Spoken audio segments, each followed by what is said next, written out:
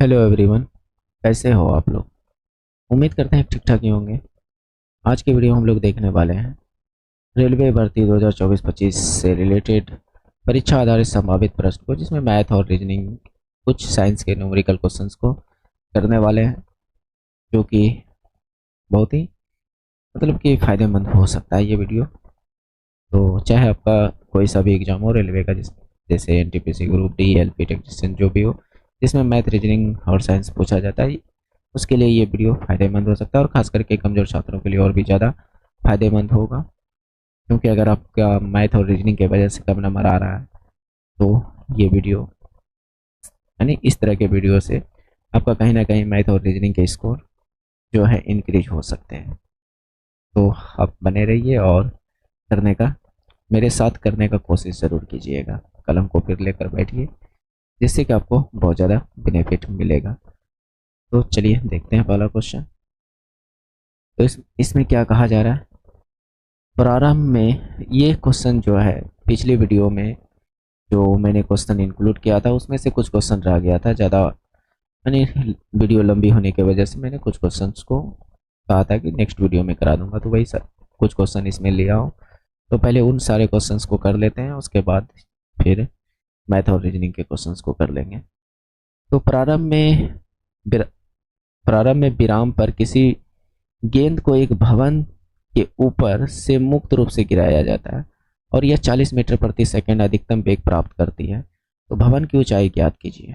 ठीक है, यानी इसका कहने का मतलब है कि ये कोई भवन है और यहाँ पर कोई व्यक्ति है और यहाँ से कोई पदार्थ गिरा रहा है, क्योंकि विरामावस्था से। तो जब इस स्थिति में यहाँ से गिरा रहा है, तो यहाँ पर इसकी प्रारंभिक वेग जो है 0 होगी। प्रारंभिक वेग, अगर प्रारंभिक वेग को आप किससे रिप्रेजेंट करते हो?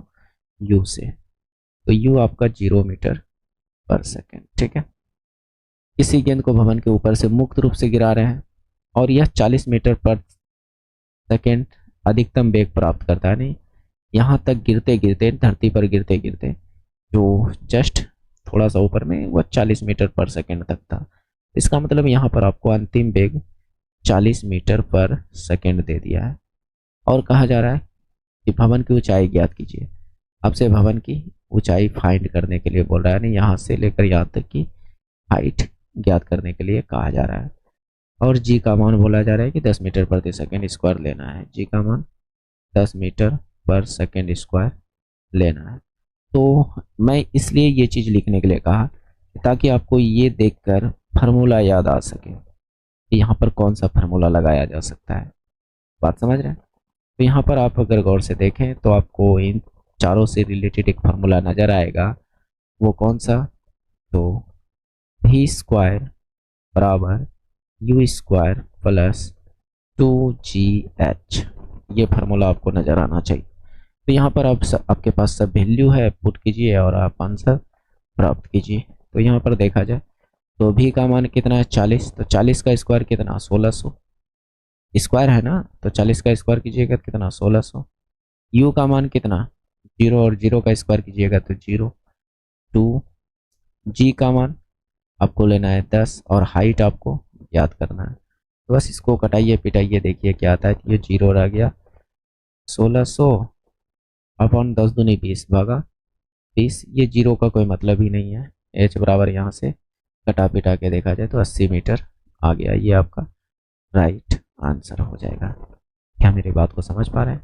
समझ पा रहे होंगे। नेक्स्ट देखिए, इन सब सवालों में है कुछ नहीं, आपका बस फार्मूला का खेल है, थोड़ा बहुत समझना भी जरूरी है ना। जैसे कि यहाँ पर इस क्वेश्चन में देखिए, एक कार विरामावस्था से शुरू होता है और 3 मीटर पर सेकंड के नियत त्वरण के साथ आगे बढ़ता है। इस कार द्वारा 10 सेकंड में तय की गई दूरी क्या होगा? तो यहाँ भी वही चीज़ कीजिए, आप पहले कुछ लिखने का कोशिश कीजिए कि यहाँ पर आखिर दिया क्या क्या है। तो यहाँ पर देखा जाए तो क्या क्या दिया है। विरामा अवस्था से शुरू करता है, इसका मतलब है कि उसकी प्रारंभिक वेग, यानी जो शुरुआत किया उस समय उसका वेग जो था 0 मीटर पर सेकेंड था। क्या मेरी बात को समझ पा रहे हैं? और यहाँ पर कह रहे त्वरण 3 मीटर प्रति सेकेंड के हिसाब से आगे बढ़ रहा है। तो आपके पास ए की वैल्यू 3 मीटर पर सेकेंड स्क्वायर दिया है। यहाँ पर त्वरण, वहाँ गुरुत्वीय त्वरण था इसलिए जी था, और यहाँ त्वरण दिया है, यानी इस स्थिति में कि यहाँ से आपने गाड़ी चलाना शुरू किया और आपने एक्सलेटर जो मारा वह 3 मीटर पर सेकेंड के हिसाब से मारा है एक्सलेटर बाइक का, अगर बाइक मानते हो तो कहता है 10 सेकेंड में कुछ ना कुछ दूरी तय किया होगा, तो वो कितना दूरी किया होगा। तो आपके पास यहाँ पर टी जो दिया है 10 सेकेंड दिया है, ठीक है। तो आपसे पूछ रहा है दूरी, और इस स्थिति में आपसे दूरी s बराबर क्या होगा। यहाँ पर दूरी को s से रिप्रेजेंट आप करते हो, है ना। तो यहाँ से देखा जाए तो इन चारों से रिलेटेड कोई ना कोई फार्मूला तो याद आता होगा। तो आपका जवाब होगा कि हाँ, एक फार्मूला है। कौन सा फार्मूला? s बराबर U T plus half A T square, ठीक है, हाफ ए टी स्क्वायर। ये चीज़ आपको ध्यान में आता होगा, अगर नहीं आ रहा है तो याद कर लीजिए कि हाँ ये चीज़ होता है, ठीक है। तो एस आपको फाइंड करना है, यू आपका 0, टी 10 सेकेंड प्लस हाफ ए का मान आपको 3 दिया है, टी का मान 10 दिया है, तो 10 का यहाँ पर टी का स्क्वायर है तो इसका मतलब 10 का स्क्वायर 10 गुना 10 है ना। तो एस बराबर ये हो गया 0 प्लस हाफ, या कटा भी सकते हो, यहाँ पर क्या जरूरी है इतना करना, है ना। 2 से ये 5 बार में, तो 5 दिया 15, ढंग 150, तो ये 150, तो 0 प्लस 150 बराबर 150 मीटर। ये आपका राइट आंसर हो जाएगा, क्योंकि सभी के सभी एसआई यूनिट में था तो ये भी एसआई यूनिट में निकलेगा, है ना। तो दूरी का एसआई मतलब क्या? मीटर, तो मीटर में ये राइट आंसर हो जाएगा 150। तो मेरे उम्मीद से इस क्वेश्चन को आप समझ पाए होंगे। नेक्स्ट, चलिए इनसे रिलेटेड लगभग 7 से 8 क्वेश्चन लिया हूँ, जो कि हो सकता है यहाँ से आपका, अगर ये टॉपिक कमजोर है तो आराम से आपका बढ़िया हो सकता है। चलिए, एक कूली 15 केजी का बोझ जमीन से 1.5 मीटर ऊपर उठाकर अपने सिर पर रखता है। उसके द्वारा लगाए गए बल द्वारा बोड़ा पर किए गए कार्य की गणना करें। ये क्या है बोड़ा पर? तो कोई बात नहीं, तो सिंपल सा कार्य के बारे में पूछा गया है, बल द्वारा किया गया कार्य की गणना करें। अगर इसको नहीं भी लिखते हैं तो आराम से आंसर आ जाएगा। तो इस स्थिति में आपके पास दिया क्या क्या है, तो ये 15 केजी क्या है? द्रव्यमान है, यानी एम का मान आपके पास 15 केजी दिया गया है, ठीक है।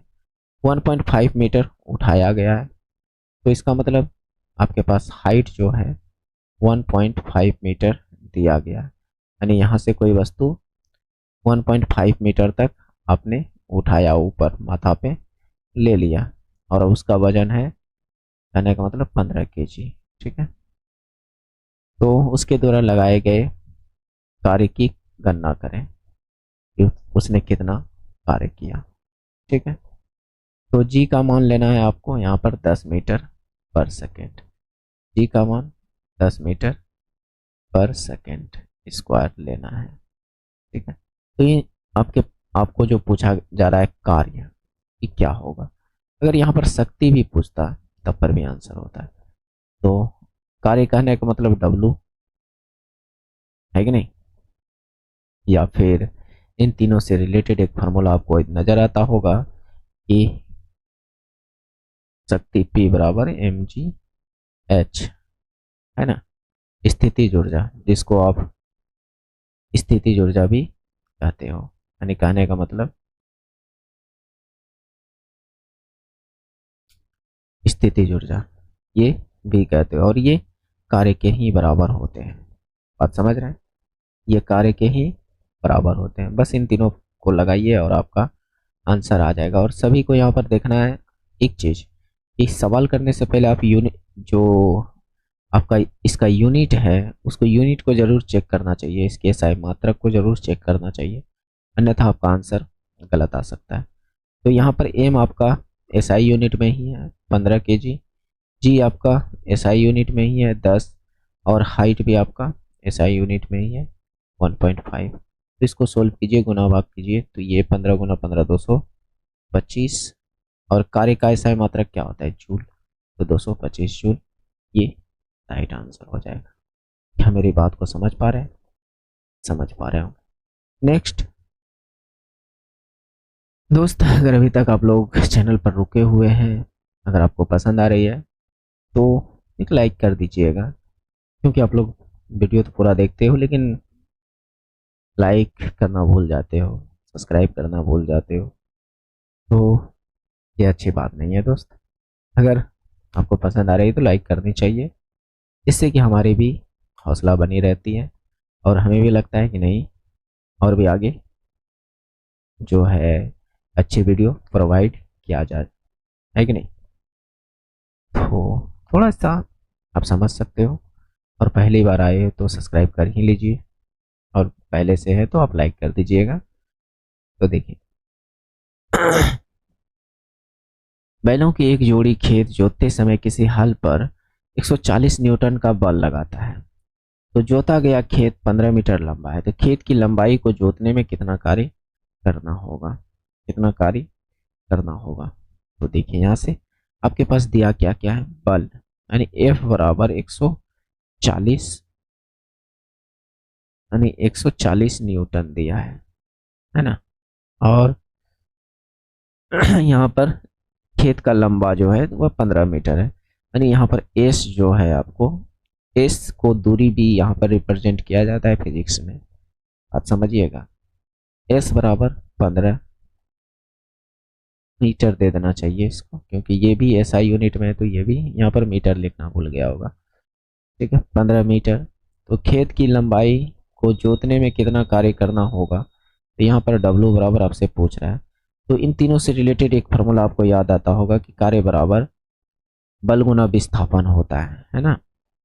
यानी बल से रिलेटेड किया गया कार्य बराबर बल गुना विस्थापन, यानी F इंटू एस होता है।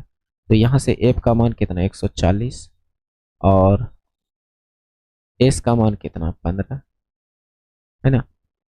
तो खेत की लंबाई को जोतने में कितना कार्य किया जाएगा 140 न्यूटन के थ्रू।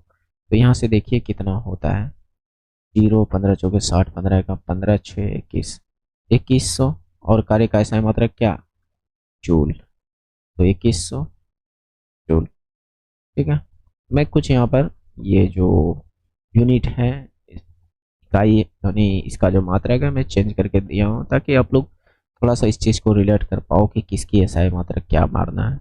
हो सकता है तो मैं यहाँ पर अलग अलग ऑप्शन दे सकता था, और अलग अलग यानी सेम ऑप्शन देकर यूनिट सिर्फ चेंज कर सकता था, बात समझ रहे हैं। तो यूनिट पर भी ध्यान देना है आपको, उसका मात्रक पर भी आपको ध्यान देना है। तो नेक्स्ट,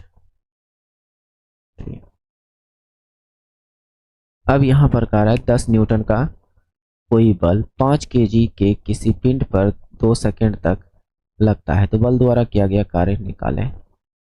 1 सेकंड में थोड़ा सा चेक कर लूँ कि रिकॉर्डिंग स्टार्ट हुई है कि नहीं हुई है।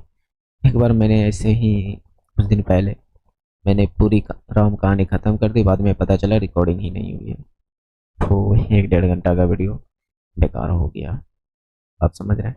एक बार चेक कर लेता हूँ, हाँ कार्य तो हो रहा है, चलिए।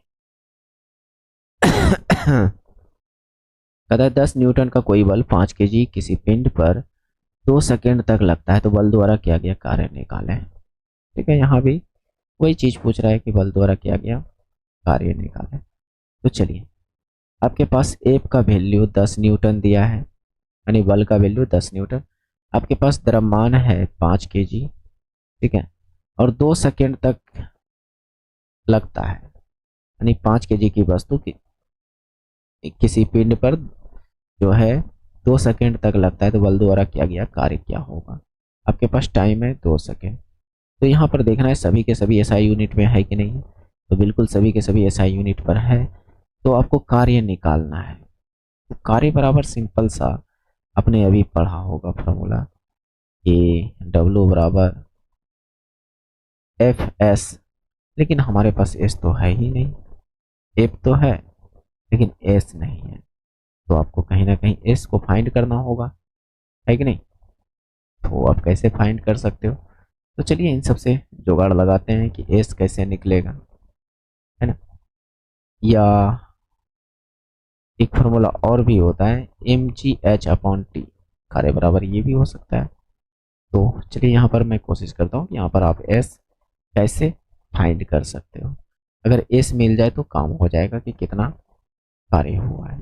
ठीक है, तो आपके पास टाइम है, आपके पास क्या है, टाइम दिया है। तो यहाँ से आप a निकाल सकते हो क्या, a त्वरण का मान निकाल सकते हो क्या? तो आपका जवाब होगा कि हाँ, क्योंकि हमारे पास बल है और द्रव्यमान है, हम निकाल सकते हैं। तो कैसे? तो F बराबर क्या होता है? आपका जवाब होगा एम ए होता है ना। तो F आपका 10 है, m आपका 5 है, तो यहाँ से गुना में a, तो a बराबर आपका कितना निकल गया, 2 मीटर पर सेकेंड स्क्वायर। यानी त्वरण जो है आपका 2 मीटर प्रति सेकेंड स्क्वायर निकल गया। क्या अब कहीं s वगैरह आप निकाल सकते हो क्या? तो आपका जवाब होगा हाँ, देखते हैं निकल जाए। तो s बराबर कोई फार्मूला याद आ रहा है क्या आपको? तो s बराबर तो सिंपल सा, हाँ, ut+12 at², या तो सीधा लगाइए हाफ at²। ऐसा मैं क्यों कह रहा हूँ? क्योंकि जब भी बल लगाया होगा तो प्रारंभिक वेग जो हुआ होगा वह शून्य हुआ होगा, यानी जब स्टार्ट किया होगा तो उस समय जो उसकी गति होगी वह शून्य होगा। क्या मेरी बात को समझ रहे हैं? इसीलिए मैंने यहाँ पर ut नहीं लिखा, काम चल जाएगा। अगर प्रारंभिक वेग शून्य हो तो आप इतना सा फार्मूला लगाकर काम चला सकते हो। तो यहाँ से s क्या हो जाएगा, हाफ, a आपने फाइंड कर लिया 2 है, और t आपके पास 2 सेकेंड है, तो स्क्वायर है तो यहाँ 2 गुना, तो 2 गुना।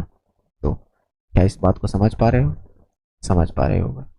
तो यहाँ से s बराबर कितना आ गया, 2 दूनी 4 मीटर।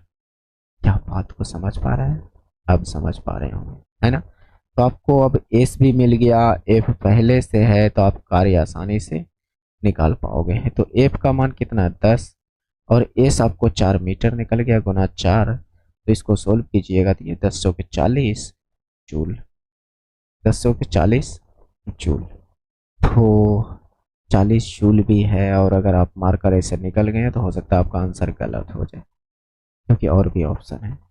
तो यहाँ पर थोड़ा सा मैंने इसमें खेल कर दिया है, तो वो चीज़ आपको समझना होगा कि यहाँ पर आखिर मैंने क्या किया है।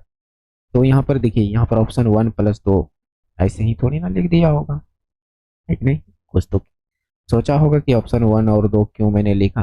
तो यहाँ पर इसका दूसरा एसआई यूनिट अगर देखा जाए, तो चलिए मेरी बात को ध्यान से समझिएगा। दूसरे स्थिति में W बराबर F/S, F का एसआई मात्रक क्या, यानी आपका बल कितना था, 10 न्यूटन, 10 न्यूटन। S कितना निकला, तो आपका जवाब होगा कि 4 मीटर, है ना। तो यहाँ से देखा जाए तो 10 के 40 न्यूटन मीटर, यानी ये कार्य का दूसरा एसआई मात्रक न्यूटन, यानी दूसरा मात्रक जो कहा जाए तो वह न्यूटन मीटर भी होता है। क्या मेरी बात को समझ रहे हैं? तो ये 40 न्यूटन मीटर भी दिया गया है, इसका मतलब ये दोनों ऑप्शन सही है। बात समझ रहे हैं? तो इसका दोनों सही होगा, ऑप्शन 1 और 2 दोनों सही होगा। बात समझ रहे हैं? तो मेरे उम्मीद से आप समझ चुके होंगे। नेक्स्ट चलिए देखिए, जो क्वेश्चन आपसे हो पा रहा है उसको आप स्किप करके आगे निकल जाइएगा, जरूरी नहीं है कि आप रुक कर उसको देखते रहिए, नहीं, लेकिन बशर्ते आप करने का जरूर कोशिश कीजिएगा खुद से, जिससे कि कहीं ना कहीं आपको ज़्यादा बेनिफिट मिलेगा। बात समझ रहे हैं?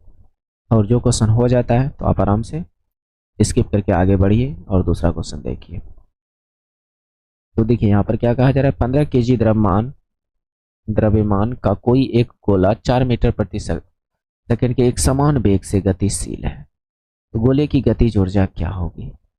ठीक है, तो गोले की गतिज ऊर्जा क्या होगी? तो आपके पास दिया क्या क्या है, द्रव्यमान दिया है 15 kg, है ना, और आपके पास चाल दिया है, यानी वेग दिया है 4 मीटर पर सेकेंड।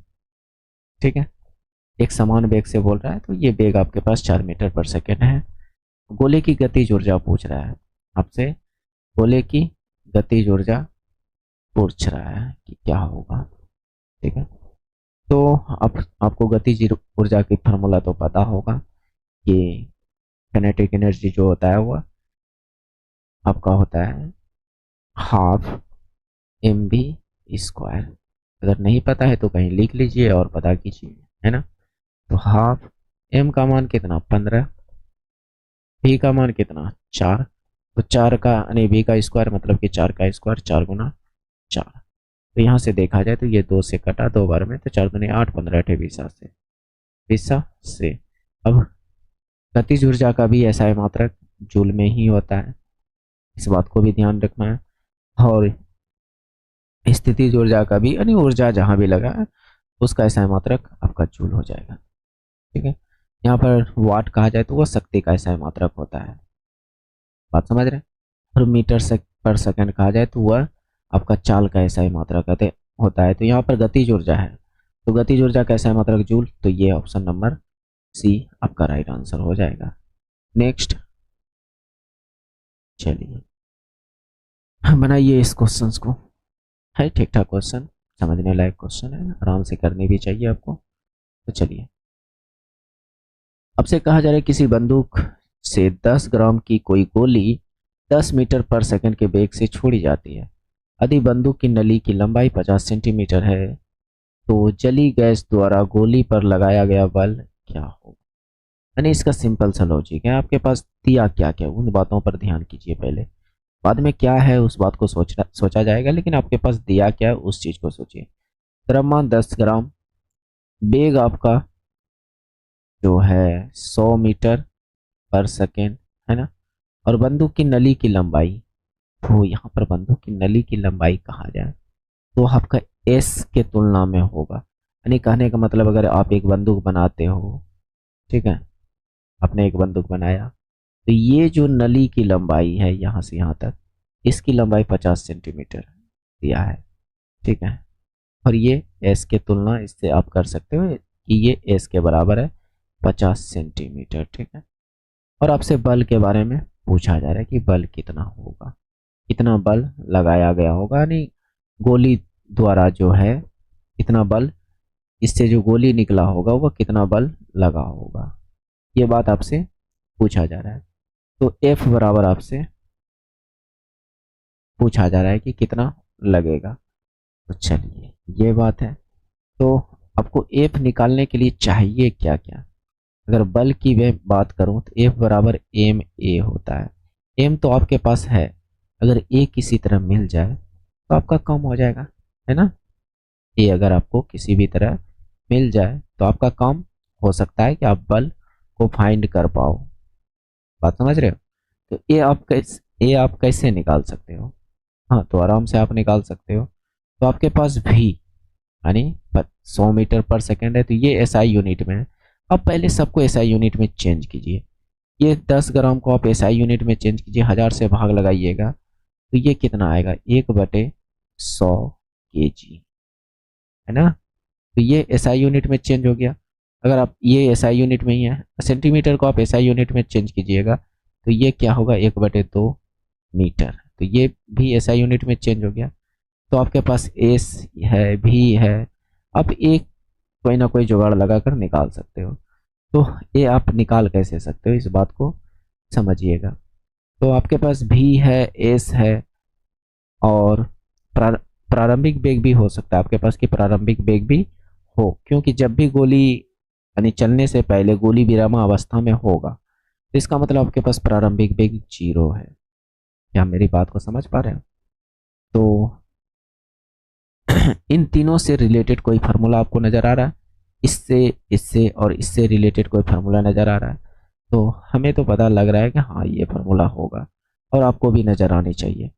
भी स्क्वायर बराबर यू स्क्वायर प्लस 2as, है ना।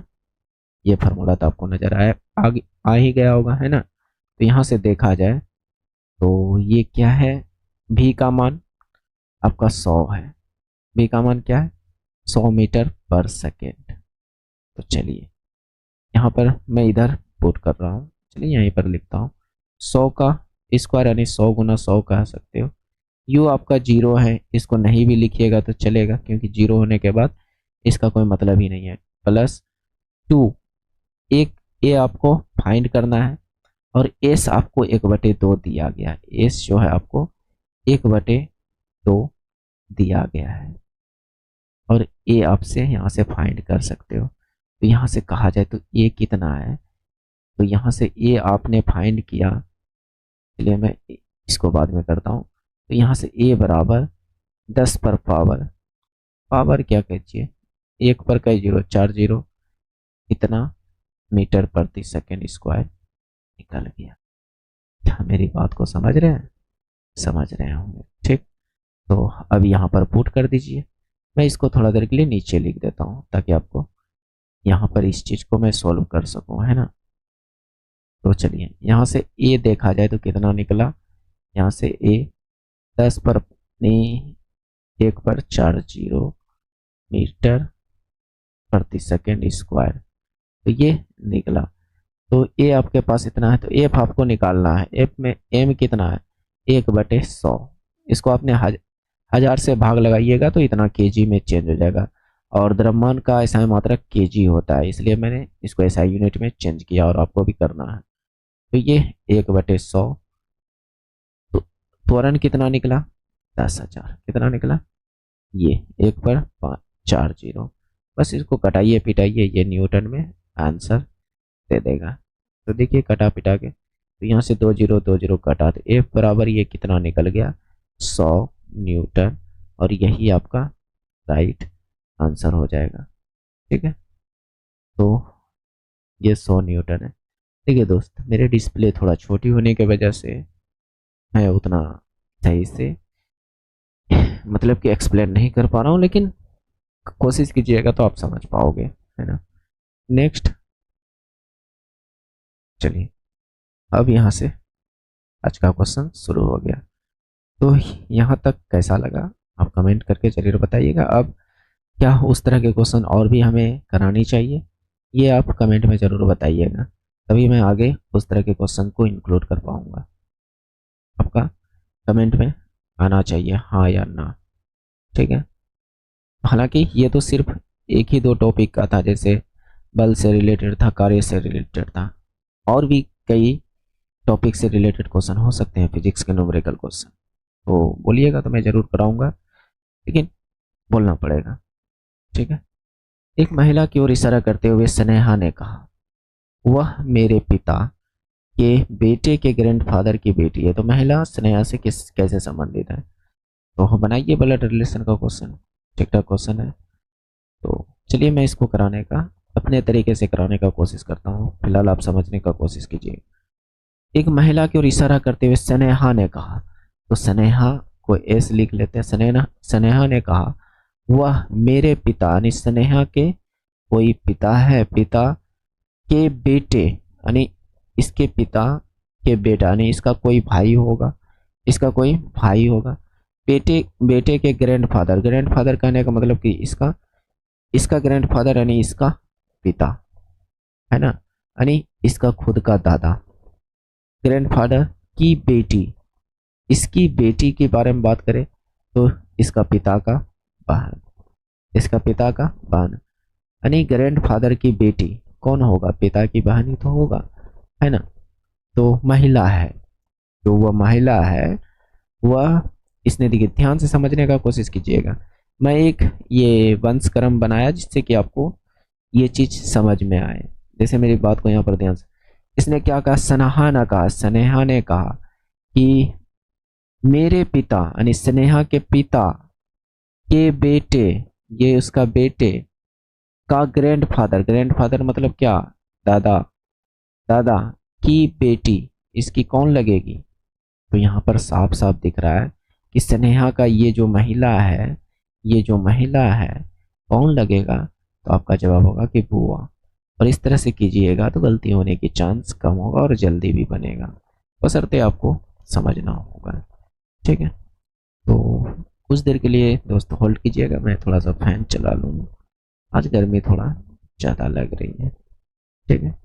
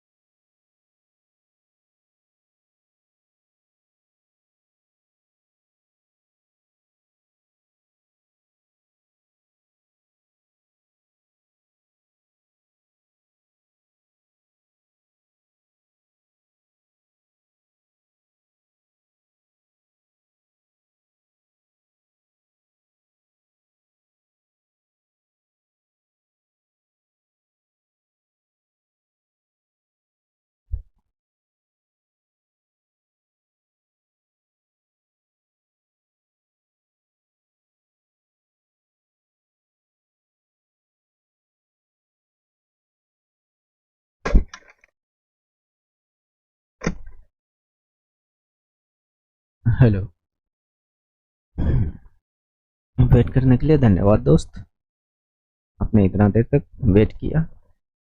तो अब थोड़ी बहुत नॉइस आ सकती है, तो उसके लिए इग्नोर कीजिएगा, क्योंकि उतनी गर्मी में करा ना दोस्त। हो सकता है गर्मी की वजह से कुछ गलत करा दूं, तो सही नहीं ना है। तो इसलिए मैंने फैन चला लिया, ताकि गर्मी से थोड़ा सा निदान हो सके।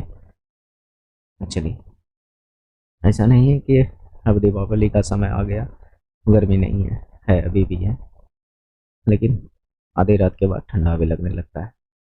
तो आप लोग के उधर ऐसा हो रहा है कि नहीं, बताइएगा ज़रूर। और आप लोग कहाँ से देखते हो ये बात, किन किन राज्यों से आप लोग देखते हो? हालांकि मैं तो ये जान रहा हूँ कि बिहार और यूपी और झारखंड के जो स्टूडेंट हैं वह ज़्यादा देख रहे हैं, और कुछ दोस्त जैसे मध्य प्रदेश, राजस्थान, इन सब के देख रहे हैं, लेकिन कम मात्रा में।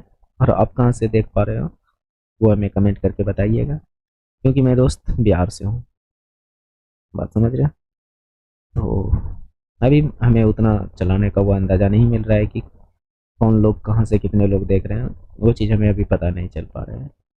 तो आपके कमेंट से हमें पता चल पाएंगे कि हाँ, हमारी वीडियो कहाँ तक पहुँच रही है और आपको पसंद आ रही है कि नहीं आ रही है। आप ज़रूर बताने का कोशिश कीजिएगा। तो चलिए देखिए, शुरू करते हैं दूसरा क्वेश्चन। तो चलिए यहाँ पर देखिए, एक साहूकार का दावा है कि 8% प्रतिवर्ष की साधारण ब्याज पर पैसा उधार देता है, लेकिन वह चौथराई से ब्याज की राशि को मूलधन में शामिल कर लेता है। जब वह हर 6 महीने में इसकी गणना करता है, तो ब्याज की प्राप्ति दर ज्ञात कीजिए। ये क्या होगा? ब्याज की प्राप्ति दर क्या होगा? प्रभावी दर क्या होगा? इफेक्टिव ब्याज क्या होगा? तो इस तरह के क्वेश्चन तो पहले आप वीडियो रोक कर बनाने का कोशिश कीजिए, मेरे में से कोशिश किया होगा। अब देखिए क्या कहा जा रहा है। आपके पास जो रेट है 8% पर एनम है, यानी वार्षिक है। क्या है? वार्षिक। ठीक है। और इसने होशियारी किया, चौतराई किया, ब्याज की जो राशि को जो है मूलधन में शामिल कर दिया और 6 महीने में इसकी गणना करने लगा। तो प्रभावी दर क्या हो जाएगा? यानी जहां पर इसको 8% वर्ष में लेना चाहिए, लेकिन वह 6 महीना में ही उस चीज का गणना करने लगा। तो 6 महीने, ये 12 महीने के लिए रेट है। ये क्या है? 12 मंथ के लिए रेट है। तो 6 मंथ के लिए रेट क्या होगा? 6 मंथ के लिए अगर मैं कहूँ कि रेट क्या होगा, तो जस्ट इसका अधिया, जस्ट इसका अधिया, क्योंकि ये 12 मंथ के लिए 8% है, तो 6 मंथ के लिए रेट क्या होगा? 4%, है ना? तो ये वार्षिक था, तो ये छमाही, और इसकी गणना 6 माही पर कर रहा है। और इसने एक बात क्या कहा, इस बात को थोड़ा सा ध्यान से समझिएगा। यहाँ पर इस चीज को नहीं भी लिखिएगा तो चलेगा, ठीक है? तो देखिए यहाँ पर इसने क्या कहा कि उसने चौतराई किया, ब्याज की राशि को मूलधन में शामिल कर लेता है। जैसे ही 6 महीने के लिए ब्याज लगता है, तो जो मूलधन था उसमें भी वह शामिल कर लिया है। इसका मतलब ये साधारण ब्याज बोल के चक्रवृद्धि ब्याज ले रहा है। और चक्रवृद्धि ब्याज को तो रूल हमने बताया ही है कि चक्रवृद्धि ब्याज, तो अगर साल की बात करें, साल की बात करें तो 6 महीने की कितने, यानी कहने का मतलब कितने टाइम के लिए ब्याज लिया जाएगा? अगर 12 मंथ में लेना है तो 6 6 महीने के कितने पेयर बनेंगे? तो आपका जवाब होगा कि 2 पेयर। तो यहाँ पर आपको टाइम जो लेना है 2 ईयर लेना है। क्यों लेना है? क्योंकि आपको 6 6 महीने के 2 पेयर बनानी है। बात समझ रहे हैं? तो घुमा फिरा के ये जो 2 महीने के लिए, यानी 2 साल के लिए 4% के रेट पर चक्रवृद्धि ब्याज ले रहा है, ना कि साधारण ब्याज, क्योंकि इसने चौतराई कर लिया है। बात समझ रहे हैं? साधारण ब्याज बोल रहा था कि 8% लेंगे, लेकिन उसने चौतराई कर लिया कि कहा कि वह मूलधन में ही ब्याज को जोड़ दिया और वह काउंट करने लगा। तो प्रभावी दर क्या होंगे, ये बात पूछा जा रहा है। तो यहाँ पर 2 वर्ष के लिए मैंने कहा है कि आप कैसे निकालिए। सीधा सिंपल सा 2x plus 2x plus r x square upon 100, और यही आपका प्रभावी दर जो दर हो जाएगा, यही आपका क्या होगा, प्रभावी दर, ये 2 साल के लिए। बात समझ रहे हो?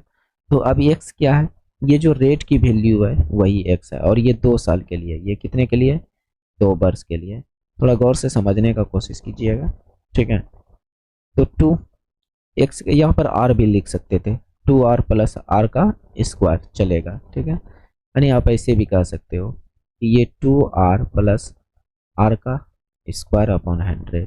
तो आर का वैल्यू कितना है, 4, प्लस यहाँ पर आर का वैल्यू 4, तो 4 का स्क्वायर कीजिएगा तो कितना, 16 अपॉन 100। तो ये कितना हो जाएगा, 4 दूनी 8 प्लस 0.16। तो यहाँ से देखा जाए तो ये कितना हो जाएगा, 8.16। तो ये 16% इतना हो जाएगा कि प्रभावी दर उसको कितना पड़ गया, 8.16% पड़ गया, क्योंकि उसको 8% ही देना था, लेकिन वह अब जो है इसकी चौतराई की वजह से इतना ज़्यादा, यानी 0.16% वह ज़्यादा देगा, ठीक है। तो नेक्स्ट देखिए,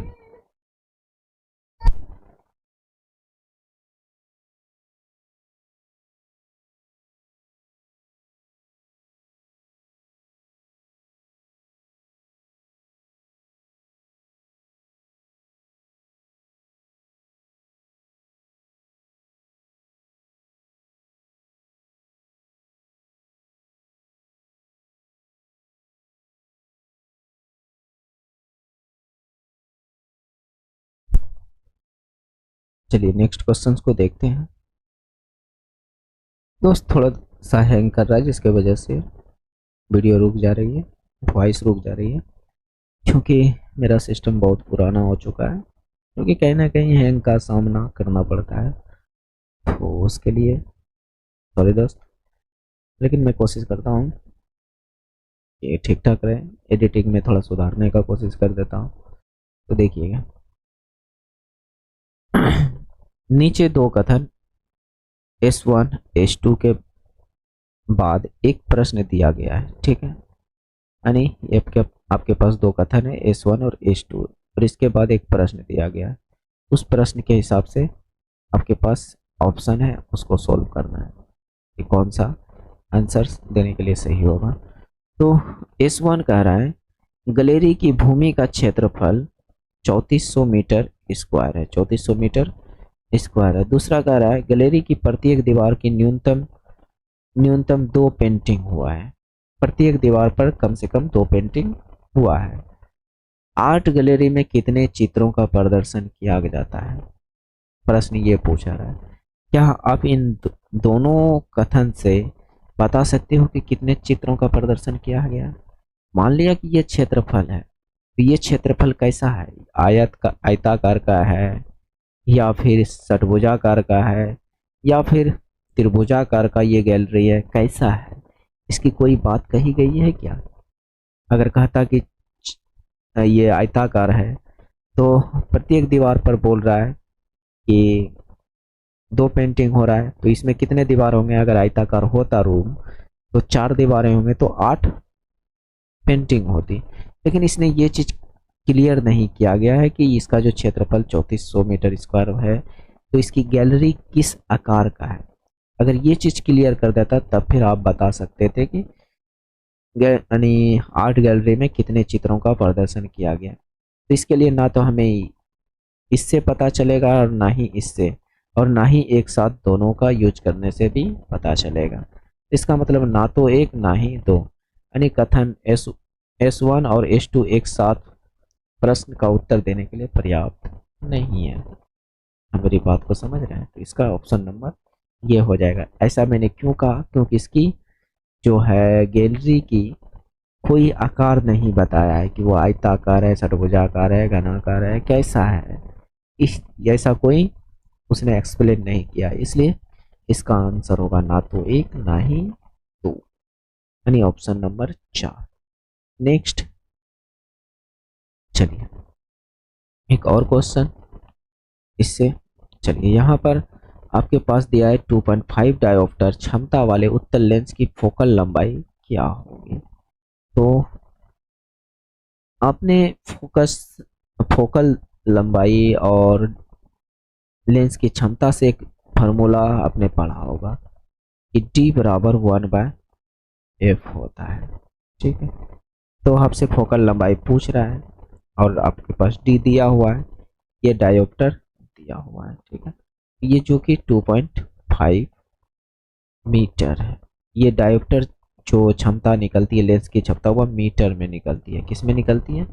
मीटर में। तो 1/f, तो यहाँ से f बराबर कहा जाए तो 1/25 मीटर, है ना। यानी आप इसको ऐसे भी कह सकते हो 1/25 मीटर, लेकिन आपका ऑप्शन जो है सेंटीमीटर में है, तो आप इसको सेंटीमीटर में चेंज करने के लिए क्या करोगे, 1/2.5 को 100 से गुना कर दोगे, है ना। तो ये सेंटीमीटर में चेंज हो जाएगा। तो यहाँ से देखा जाए तो इसको 25 चौके यानी 40 बार में पड़ जाएगा, 40 सेंटीमीटर इसका राइट आंसर हो जाएगा।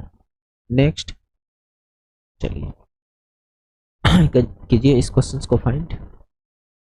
तो ये रीजनिंग का है, ठीक ठाक है, थोड़ा दिमाग उमाग लगाइए। मेरे उम्मीद से आपने लगाया होगा। तो इसमें है कुछ नहीं, जो सीधा लॉजिक है मैं उसको बता रहा हूँ।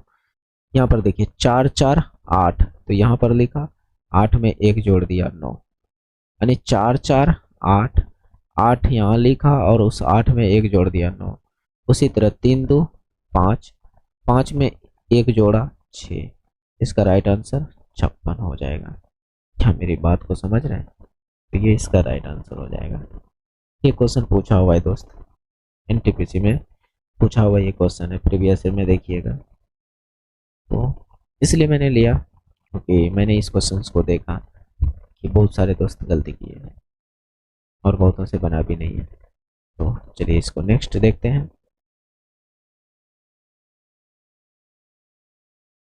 चलिए एक रियल इस्टेट एजेंट एक साइट पर 25% लाभ पर 1,80,000 रुपए में अमित को बेचता है। अमित इसे 10% लाभ पर सुखी को बेचता है। सुखी का क्रय मूल्य कितना है? तो इस तरह के क्वेश्चंस को आप अगर रेशियो मेथड से करते हैं तो आपका बहुत आसानी से बन जाएगा। जैसे मैं कहता हूँ कि ये जो है रियल यानी रेशियो कैसे लेना है, पहले रियल इस्टेट वाले ने 25% लाभ पर बेचा, है ना। तो एक रियल इस्टेट वाले हैं और दूसरा व्यक्ति अमित है और तीसरा व्यक्ति सुखी है। तीसरा व्यक्ति सुखी है। तो इसने कहा कि 25% लाभ पर बेचा है, रियल इस्टेट वाले ने 25% लाभ पर बेचा है अमित के पास। ठीक है, तो यहाँ से देखा जाए तो 25% का मतलब क्या, आपका जवाब होगा कि 1/4, यानी 4 का सामान ही 5 में बेच दिया है। यानी रियल एस्टेट वाले ने 4 में खरीदा था, यह मैं सीपी का रेशियो ले रहा हूँ। किसका रेशियो? क्रय मूल्य का रेशियो ले रहा हूँ। 4 का खरीदा था और 1 ज्यादा में बेच रहा है अमित के पास, तो अमित ने इसे 5 में खरीदा, यानी ये रियल एस्टेट वाले से 5 में खरीदा। फिर कहता है कि अमित इसे 10% की लाभ पर सुखी को बेच दिया। तो 10% का वैल्यू देखा जाए तो कितना, 1/10। तो ये नीचे वाली वैल्यू अमित के लिए होगा और ऊपर वाले 1 ज्यादा करके सुखी के लिए। तो अमित ने 10 में खरीदा, भले ही यहाँ पर इस स्थिति में 5 में खरीदा हो, लेकिन सेकेंड कंडीशन में देखा जाए तो वह 10 में खरीदा और 1 ज्यादा पर सुखी को 11 में बेच रहा है। तो यहाँ से इन तीनों का आप अनुपात नहीं निकाल सकते हो। आपने अनुपात तो पढ़ा ही होगा, अनुपात से रिलेटेड, जैसे आपके पास ए अनुपात भी कुछ दिया रहता है, बी अनुपात सी कुछ दिया रहता है, और उसके बाद ABC का अनुपात आपसे पूछ लिया जाता है ना। तो सेम उसी तरह से तो आप इसका तीनों का अनुपात यहाँ से इस तरह कैलकुलेट करके निकाल सकते हो। तो ये निकल जाएगा 2 से यहाँ अगर गुना कर दें तो दोनों इक्वल हो जाएगा। तो ये 4 दूनी 8 और ये 10 और ये 11।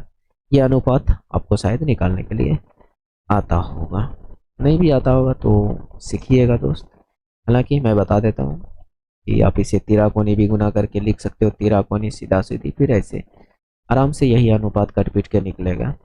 तो ये सीपी का रेशियो है। ये किसका है? सीपी का रेशियो है। तो कहता है कि यहाँ पर दिया किसके बारे में है कि अमित को बेचता है, इसका मतलब अमित 1,80,000 में खरीदा है।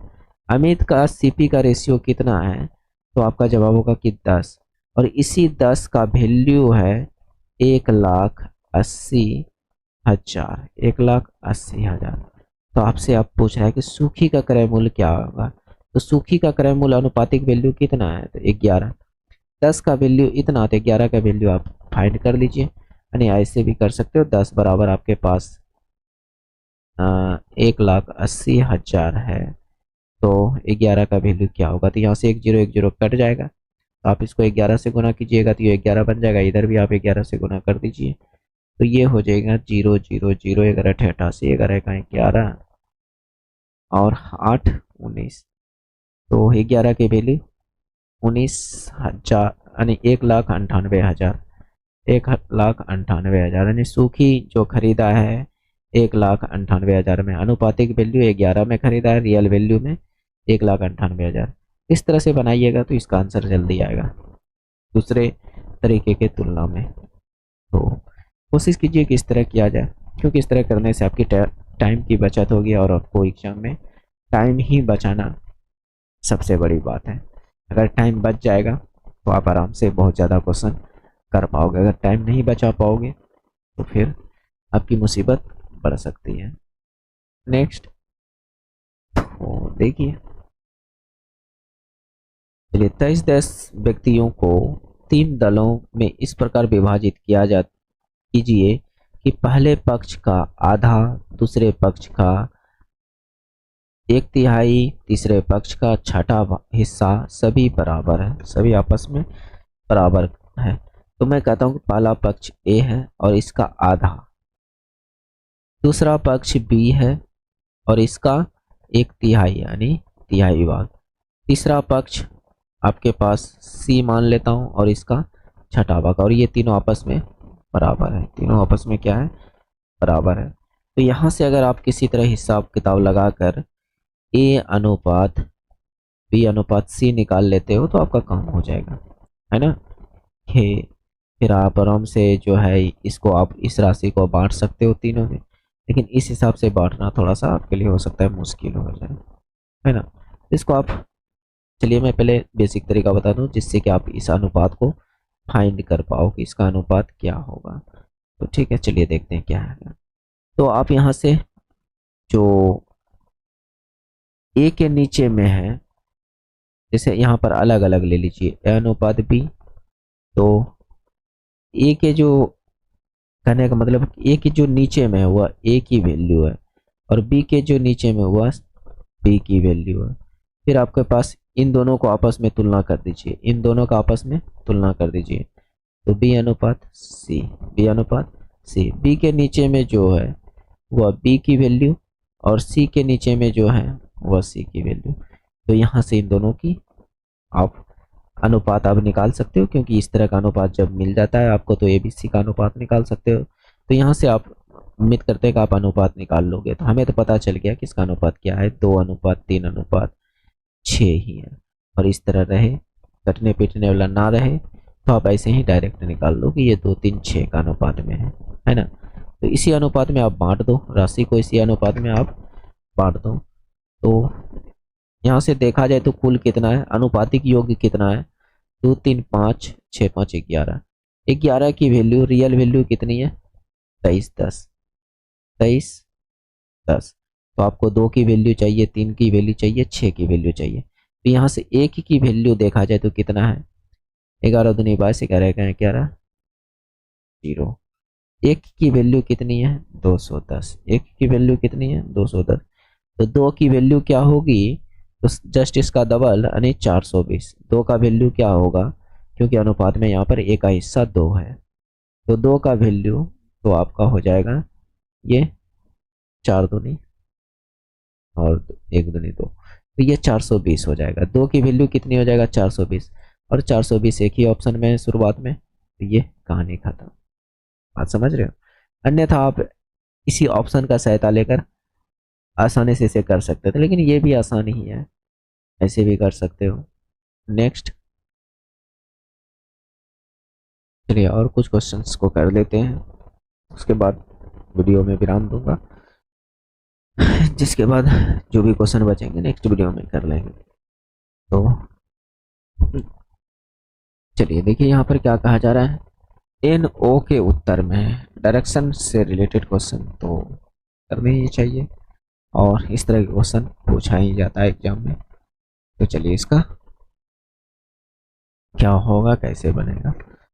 तो आपको थोड़ा बहुत डायरेक्शन का ज्ञान होना चाहिए। डायरेक्शन करने का मतलब, मैं ऐसे अगर रेखा खींच दूं तो इस पॉइंट से ऊपर अगर जाना हो तो आपको कहना होगा कि उत्तर जा रहे हैं, और इस पॉइंट से आपको नीचे जाना होगा तो आप कहिएगा कि दक्षिण जा रहे हैं, और इस पॉइंट से इधर जाना होगा तो आपको कहना होगा कि पूरब जा रहे हैं, और इधर पश्चिम जा रहे हैं। तो ये डायरेक्शन की थोड़ी बहुत ज्ञान होनी चाहिए, ठीक है। तो उसके बाद इस क्वेश्चन को करना थोड़ा सा आसान हो जाएगा। तो यहाँ पर कहा एन ओ के उत्तर में, यानी ओ के उत्तर, उत्तर के इधर ऊपर जाना, यानी ओ से ऊपर एन है, ठीक है, ये बात।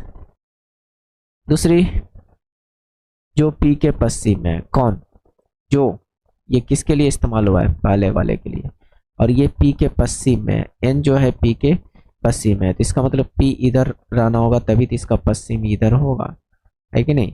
तो पी के पश्चिम में। आगे और देखिए क्या कह रहा है, एम एन के उत्तर में है, एम जो है एन के उत्तर में है, तो और हमें थोड़ा ऊपर जाना पड़ेगा। चलिए मैं थोड़ा ऊपर जाने का कोशिश करता हूँ। एन के उत्तर में एम है, यहाँ पर 4 लिखा हुआ है, ध्यान में दीजिएगा, ठीक है। हालांकि मैं, क्योंकि नीचे अब करेंगे तो उतना ही टाइम लगेगा, जो कि इससे बढ़िया चलिए नीचे ही कर देता हूँ। O N P M, O N P M, ये डायग्राम पहले बन चुका था, ठीक है। एन के उत्तर में जो पी और एम की किस दिशा में है, तो अब यहाँ पर पूछा गया एम एन के उत्तर में, तो पी एम के किस दिशा में है, पी एम के किस दिशा में, यानी इसके रिस्पेक्ट में पी कहाँ पर है, ये बात पूछ रहा है। तो इसके रिस्पेक्ट में ना पूछ रहा है, तो उस जगह पर ऐसा लकीर खींच दीजिए जैसे मैंने इधर किया था। तो ऊपर क्या होता है, उत्तर, और नीचे दक्षिण, इधर पूरब और इधर पश्चिम।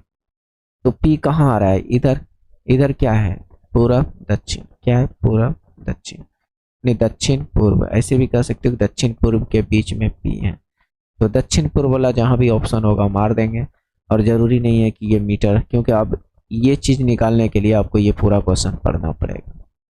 हालांकि जब आंसर पकड़ा गया तो जरूरी है क्या पूरा पढ़ना, कोई जरूरी नहीं है, आप इसके करके आगे बढ़िए, निकल के वो गलती नहीं होगा, कभी भी गलती हो ही नहीं सकता, बात समझ रहे हैं। तो